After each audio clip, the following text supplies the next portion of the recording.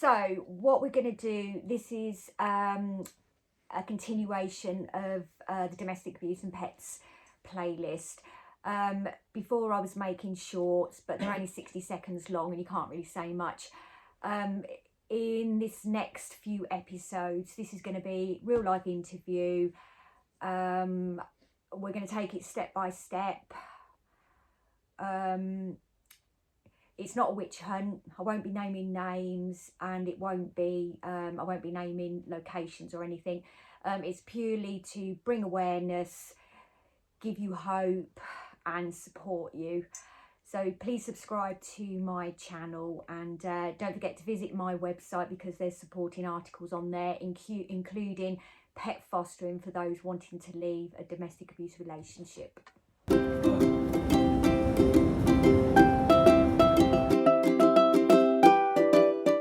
First of all, I want to just say that hopefully this is going to help a lot of people. But I think what the best way to go is to start right from the beginning, from when you first met him. But before we get into that, why are you doing this video? I think I need to draw from my own experiences to make people know what it entails and about a typical abuser. And I just want to support people. I want to give people hope. And you know, I see it as 3 stages. You have that early whirlwind love thing and you're so happy. You take the plunge and everything's okay for a bit, and I want people to understand it changes, and then before you know it, you don't know who you are. And it does get worse. And also, I just want to say, domestic abuse, I always thought it was just a man or a woman hitting their partner, and it's not. No, a lot of it can just be mind games and taking control of people and making them feel worthless. Oh God, yeah. But what we do, let's start right from the day that you first met him. So what happened, and so let's put a timeline in. Let's talk about the first 3 months. Yeah. So it was COVID. I was far away from any family.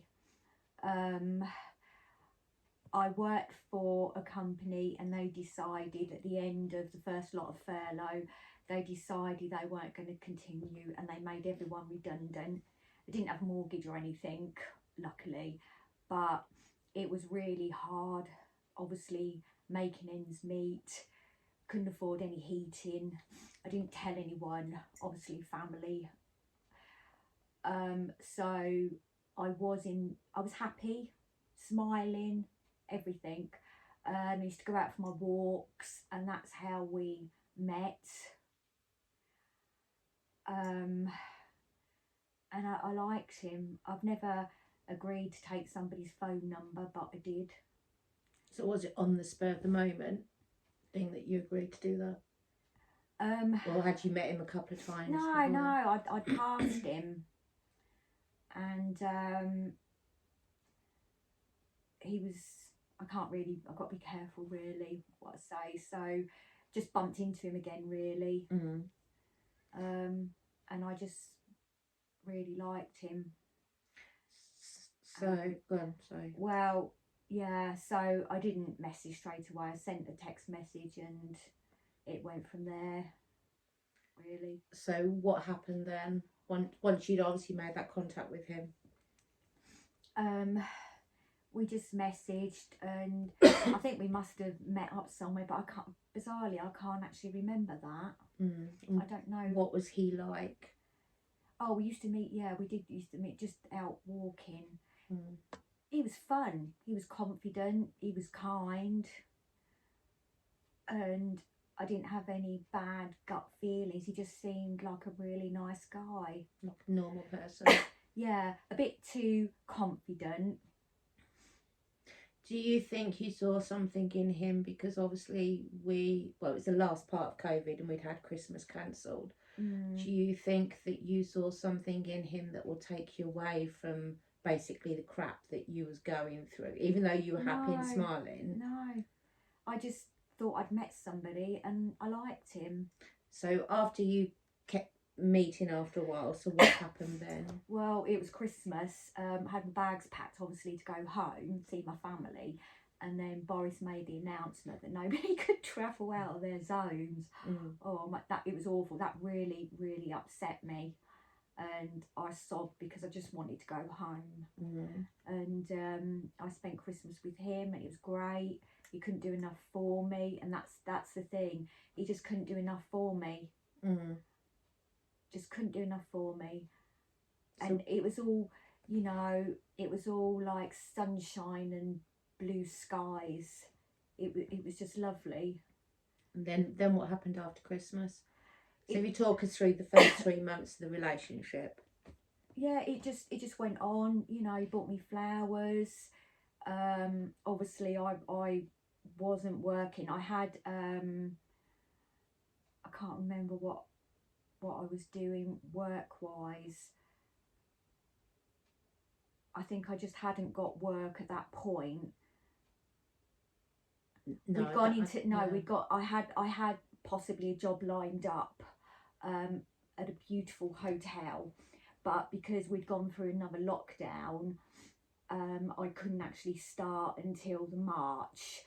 So I used to just meet him for a coffee and stuff like that.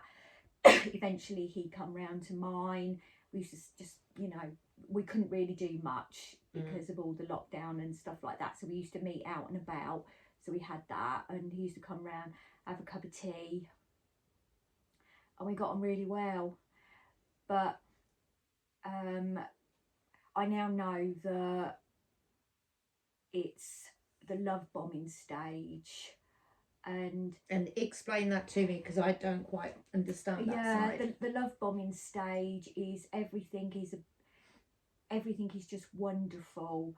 So they kind of I know that two people can meet and it's great, and that they can be romantic and things like that, but he told me that he loved me quite quickly, and he asked me if I loved him, but I didn't, obviously, because when you first meet someone, you're getting to know them, aren't you? So how soon from when he Probably met? weeks. Wow. And eventually the following year, bearing in mind I didn't meet him till the second lockdown, he spoke about the future quickly, and I told him I didn't want to give up my house, but I thought, oh yeah, I'm going to have a future here. So obviously I let him know that, it was something of interest, I suppose. But, we just continued. But, he'd ring me all the time, he'd text me, and sometimes I felt things were a bit too much. And I did, during that stage, actually did end it once. And what made you end it? I think because I'd always been told that people from this particular region are very forthright and strong characters and say what's on their mind. So I just put things down to that, because I came from a different county at the time. I just thought, oh, maybe it's their way. So I put it down to that, but I did end it. But he'd ring me and let's meet up, let's talk, and we talked it out. And that was one of the things he said, oh, we'll talk things out. And we ended up getting back together, and there was talk about the future. Did you see, from when you ended it, did you see any difference in his character? No. So there was no warning signs at all. You just, in a way, people could look at it, or you could look at it and go, this is the honeymoon stage. Well, yeah, it was, but his forthrightness, there wasn't any abuse. It was just a bit too much for me in his mannerisms at that time. So obviously we're probably out the 3-month period now, but obviously the relationship's going along nice and rosy. He was coming over to yours, you were going over to his. During this time, did you not get COVID? Was it? Yeah, I'd had COVID by the July, and I was really poorly with it, and I couldn't really do anything for myself. So I did go to his, but you see, when I think about it now, an abuser, a narcissist likes control. So he had to take care of me and I depended on him. And he was always on the phone telling Mum how well you was doing and how much he was doing for you. Yeah. And I think maybe because of the way he'd taken care of me, I thought, yeah, it seems to be okay and I've got a future here. He'd been talking about the future, that we could pool our money together and buy a house and that I could retire in the future. And he would give me money monthly. But what I didn't really, but I said, well, I'm happy working. But you see, what I didn't realise, that retirement then led to financial control further down the line. And before, so in 2021 I was doing my job, and you know, I didn't mind working weekends or evenings, but he would say, you know, oh, I just want to see you and I can't see you weekends. But he was able to see me during the week, and so it just got to the point, I can't remember when, I think it was from the following October, I cut down my hours at work. So I was working daytimes only. And what I didn't realise at the time, that was him slowly getting me out of my job. So when did he meet your family? He never came with me to meet my family. So when did he meet us? He met Dad that summer. Dad liked him. He must have met. Did we meet him before Dad? Oh, I can't remember. I think you must have met him in 2021. But you know, he never would come to my family. He'd never do that. No. Can you remember the first meeting with Mum? No. And me? No. Yeah. So be careful, obviously, not too many details. You know what I mean? Is I've just got to. Yeah. We obviously came to see you, and I was living with him. Was I? No. You was in your house still. And it was the first time we'd met him. We turned up, he wasn't there, and then he popped round and we was all going to have lunch together. Oh yeah. And you'd made a list of what everybody was having. And he went and said, here, go and sort it out. So he went off, but then he forgot your dinner. And then proceeded to sit and eat his dinner. And I didn't have anything. And you didn't have anything. And then me and Mum were offering you ours. We were going to all share. And then he never offered me any of his. He never offered you any of his. But then he went out and got you your dinner. But he put all the blame on you. Yeah. Even though you'd written it down. Written a list. Because I'd said to him, I've not put yours down, so you can choose what you want when you get there. And I'd put everybody's name. And do you remember? I'd forgotten about that. That I walked out the room. No. I walked out the room and sat in your lounge away from him. Because I didn't like the way he belittled you in front of everybody. And I was angry, but I was like, no, you're happy, it's me, being paranoid. But I didn't like him. No, I wish we could all see into the future. Yeah, and I didn't want to tell you because, well, I just didn't want to because I knew that there was the distance and you seemed happy, and I thought maybe it's just me. But I have to admit, there was something I didn't like, but you was happy. But none of us knew. No, none of us knew what he was like. No.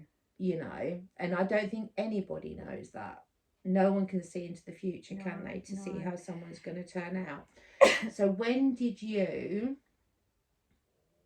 There was also something else when, I think it was afterwards, he would never stay over yours. No, that was just odd.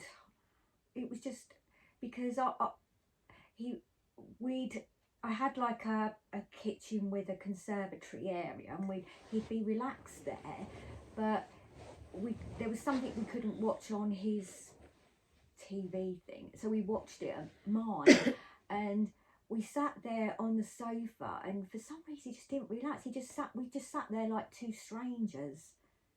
There was no snuggling up, no nothing. But how was it? But would he be more relaxed at his own home? Yeah, he would, and he stayed.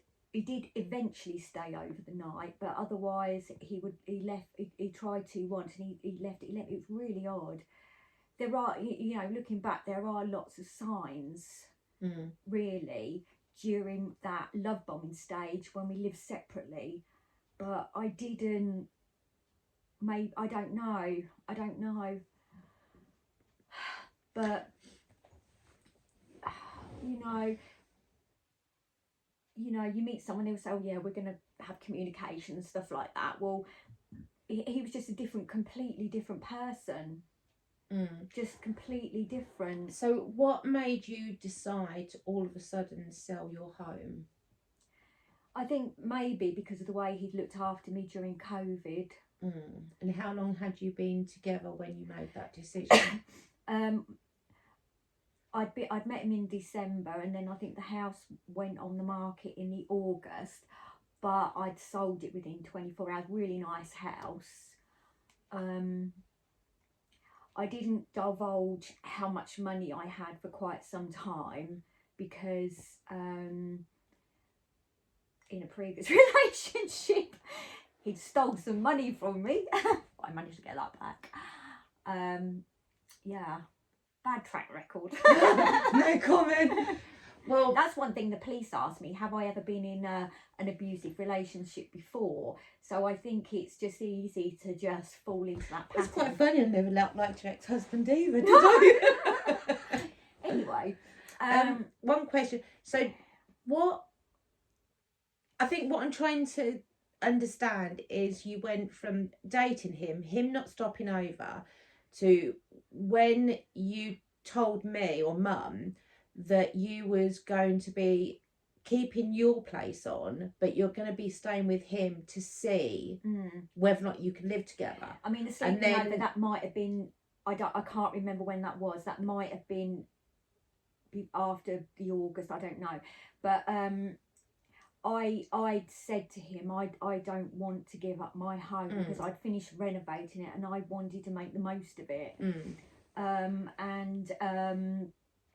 Also, I said I'd rather just live with him for 3 months and see how it goes. But even had I done that, I know the love bombing would have continued. And then as soon as this is the thing, as soon as you give up what is yours and you are solely under their roof with nowhere else to go, that's when it can change.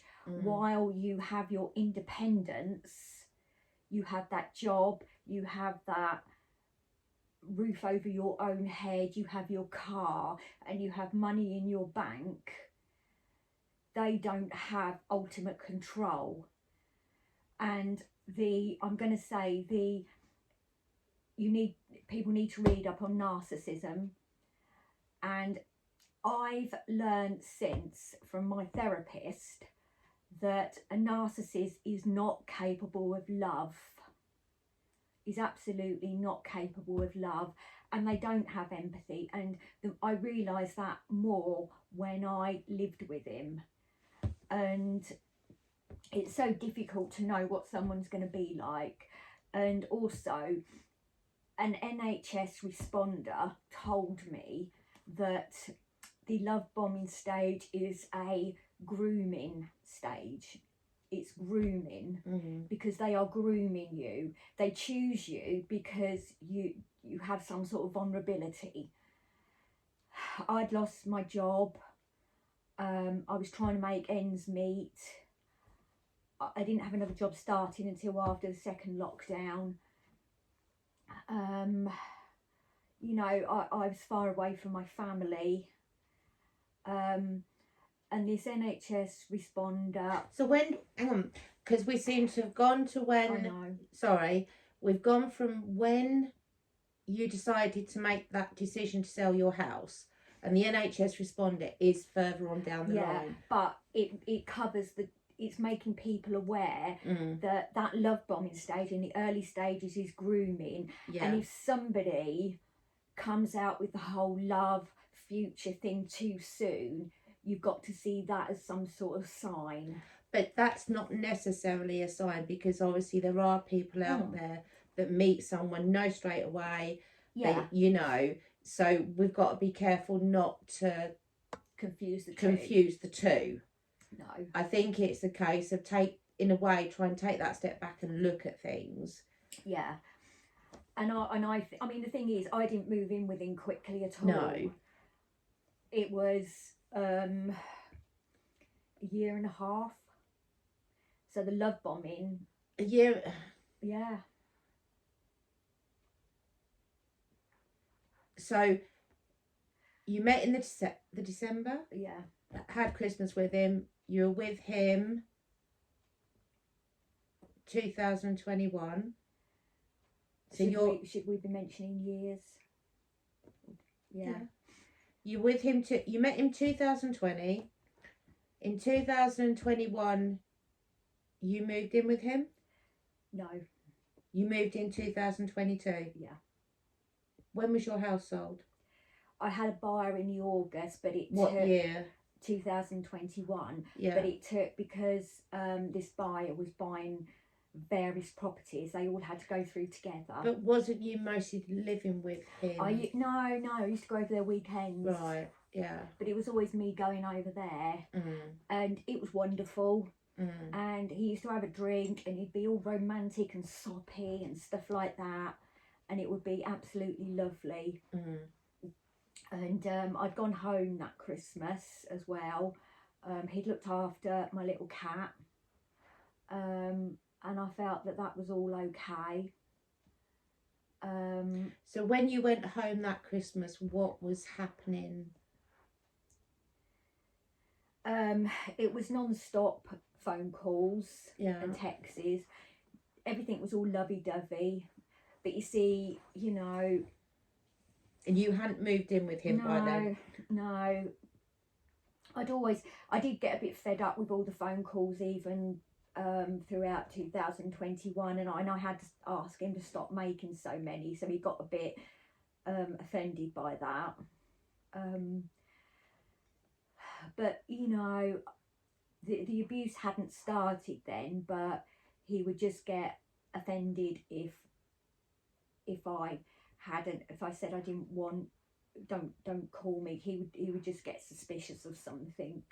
So right, okay. So basically, if you actually stood up to him and went no, he didn't like it, because in a way, I suppose, he's not got that control, has he? Yeah. With you saying, no, actually don't call me because I'm doing something. Yeah, I knew deep down I had to take the calls. I knew deep down I needed to message. So, message back, because, I mean, I just assumed all the phone calls because he missed me. And even like when we was living apart, I thought he just missed me, and I just thought he loved me, and I'd have romantic text messages, and it was all so lovely. But I knew I just had to answer them, because then he'd wonder why I wasn't answering. In what way? Would he get snotty with you? Sorry, not snotty, but would he get funny with you if you didn't respond straight away? Yeah, just why are you not, and all this, that and the other. And I know, even, I can't remember whether it was before, oh God, it's just difficult losing track of time with everything. I know it's whizzing ahead a bit, but my property didn't go through until the March, because obviously they were buying lots of property, and between that August and March there was a couple of things that happened that should have been alarm bells. I was going to another town for my COVID jab, my booster, and I don't like to impose on people, and I just messaged him and said, oh, I'll just drive myself over there. And he rang me up, he'd been drinking, and he called me bitter and twisted. Because you wanted to drive yourself your COVID jab, and he'd been drinking, so he wouldn't have been able to drive anyway. Well, no, this was late at night. It was really late at night, and he just called me bitter and twisted. What did you do then? I just... Was it this, your house sale was going through then? Okay. And so in the end, that call ended. I can't remember every single thing. That call ended, and then there was another time he had his house valued, and we're jumping ahead here.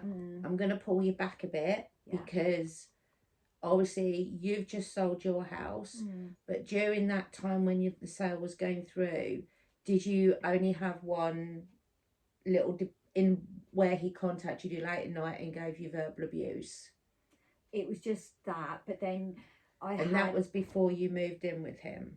Yeah. And then I had one night of texts, because he decided he was going to put his house on the market at the same time as me. Yeah.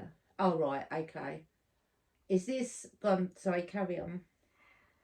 So he then, now this shows the jealousy side, which is typical of an abuser. He got it into his head I fancied the estate agent, and I didn't, and so I had abusive text. I remember this happening because I remember you contacting me while I was at work, and he was calling you a slut, a slag, a bitch, and I apologise for the language. C-U-N-T. Yeah, and he was calling you lots of names, accusing you of flirting and everything like that. And I remember then you started doubting, and you was going to finish it. I can't remember that. Yeah, because I was walking around the car park at work talking to you, and you said, I can't live. You was devastated and you was crying on the phone. You was not hysterical, but you was really, really upset. And I remember saying to you, you can't move in with him. You need to pull out your house sale. I think the problem is, I did want to pull out, but you see, my boss was buying my house, and I know she's got a bit of a reputation. I liked her, and I was frightened of being in that situation again, of losing my job. Yeah. And I just didn't know what to do. I didn't want to go back down south because I would feel I failed. And he had promised me the world, and I don't know, maybe I just thought it was a glitch, I don't know. After the issue with the estate agents, what happened then? How did he turn it to make you stay with him? He rang me up, which obviously was going to become a common theme.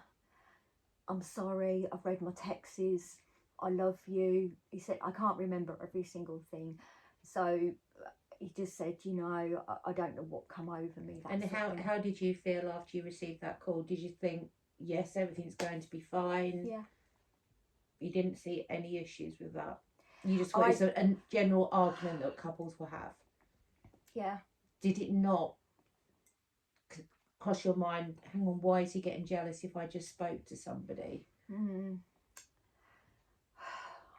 I don't know.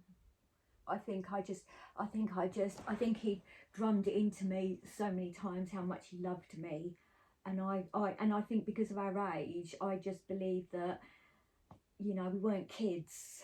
If with him being verbally abusive on the phone and messages, was you not feeling a bit nervous about him, or did you have anything? You get a little voice at the back of your head. I was scared. You were scared of him, or you were scared that you was going to be homeless? I was scared of the whole situation. I was scared of. I think because he was come across as such a powerful man. I don't mean powerful, probably in that way. I mean a very strong character. I think I was when he was off on one, scared to, I think I was just scared to stand up to him. I was scared of losing my job. I was scared of having no money. I was on my own, away from family. I was just like, didn't know what to do. And at this stage, had you said anything to Mum? I Or know. was it just me you'd spoken to? With that, it was just you. At different times, because I obviously, then now it's jumping ahead, he had a major drinking problem. And I would just mention to Mum about the drinking. I never mentioned anything about anything else.